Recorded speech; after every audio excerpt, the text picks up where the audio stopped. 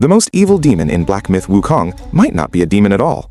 When I first fought the Yellow Wind Sage, I was like, what the fuck? I felt he was the most vicious demon in the game. He had actually carried off the head of Master Lingji Bodhisattva and even held it in his hands during battle. It took great effort to defeat him and help Lingji recover his head.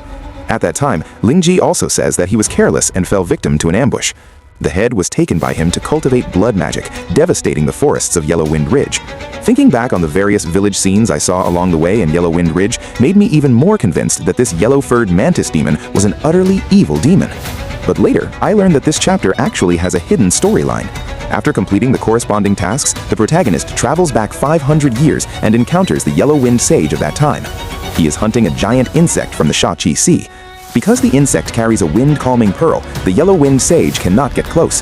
I must first remove the wind-calming pearl, and then he personally enters the fight. 挨住你！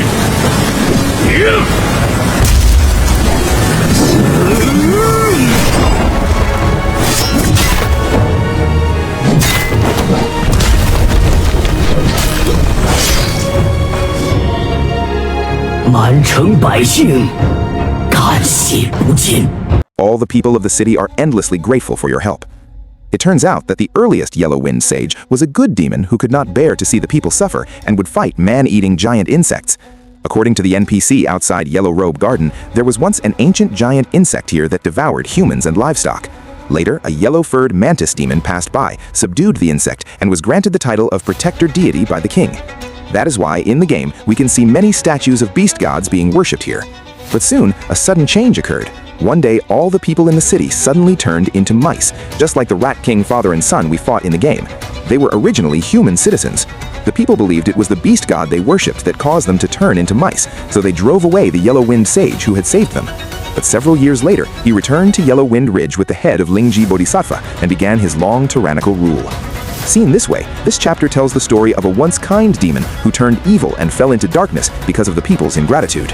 However, this is not the final truth. Only by reading more introductions in the hidden deity illustrations can we understand where Black Myth Wukong is truly dark. It turns out that even earlier, the king of this country ordered the destruction of temples and the expulsion of cultivators because the people believed in Buddhism rather than the king. Not long after that, a giant insect appeared in the area. This insect actually had a deeper origin. If you click on the giant insect in the scroll painting at the end of this chapter, the local land deity will say meaningfully. By looking at the Buddha head behind the giant insect, as well as the wind-calming pearl hidden within it, it is not hard to determine that this was Lingji Bodhisattva's doing. He was sent to punish this country that did not believe in Buddhism.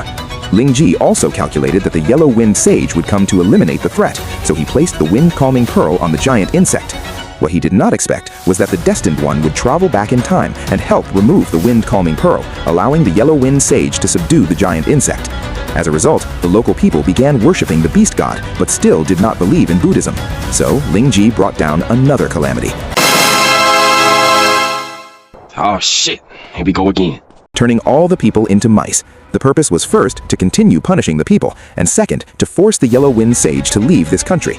Only then would he encounter Tang Zongzong and his disciples during the journey to the West era, becoming one of Tang Zongzong's 81 tribulations, and eventually be subdued by Lingji Bodhisattva and taken as a disciple. Everything was arranged by the gods and Buddhas. As for why the Yellow Wind Sage did not stay in heaven afterward, but chose to return to Yellow Wind Ridge, I speculate that he had grown tired of the hypocrisy of heaven and their manipulation of the mortal world.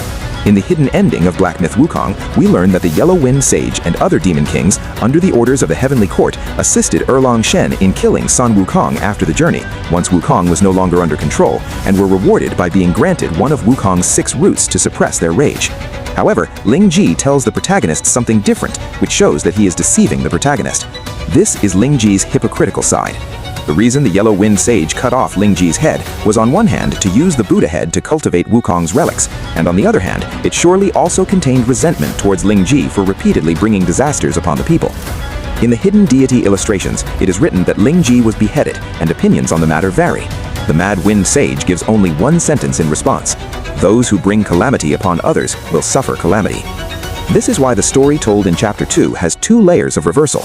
No one expected that Lingji, who helped us at the beginning, would be the most evil character in the entire story. Damn! If you listen to only one character's side of the story, it often leads to mistaken judgments. This also echoes the ear that hears wrath Rulik obtained at the end of Chapter 2. Every chapter of Black Myth Wukong corresponds to a specific theme. What ear that hears wrath refers to is not only the story of the Yellow Wind Sage. Even the Tiger Vanguard in the snow pool that terrifies countless royal families is not as simple as he appears on the surface. But that is a story for our next episode.